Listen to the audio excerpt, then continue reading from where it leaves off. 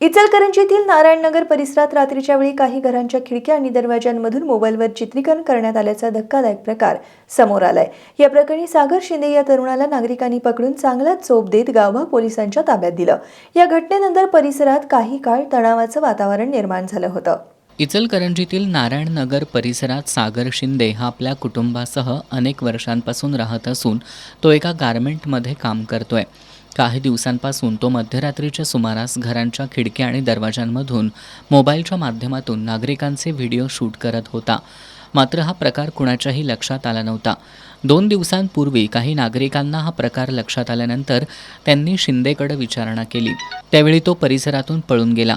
त्यानंतर नागरिक त्याचा शोध घेत होते। अखेर त्याच्या मित्राकडून माहिती मिळाल्यानंतर त्याला सांगली इथून आणण्यात आलं। यावेळी संतप्त नागरिक आणि महिलांनी त्याला चांगला चोप दिला। या घटनेची माहिती मिळताच गावभाग पोलिसांनी घटनास्थळी धाव घेतली। मात्र नागरिक मोठ्या संख्येने जमल्यानं काही काळ तणावाचं वातावरण निर्माण झालं होतं।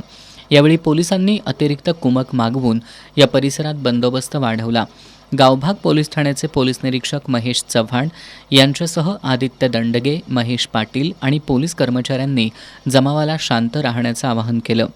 यावेळी पोलिसांच्या वाहनाभोवतीही नागरिकांची मोठी गर्दी झाली होती।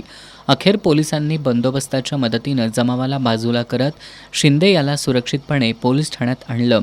दरम्यान त्यानं नेमकं किती जणांचं चित्रीकरण केलं, त्याच्या मोबाईलमध्ये आणखी कोणते व्हिडिओ आहेत का, तसंच या प्रकरणामागं आणखी कोणाचा सहभाग आहे का, याचा तपास गावभाग पोलिसांकडून सुरू आहे।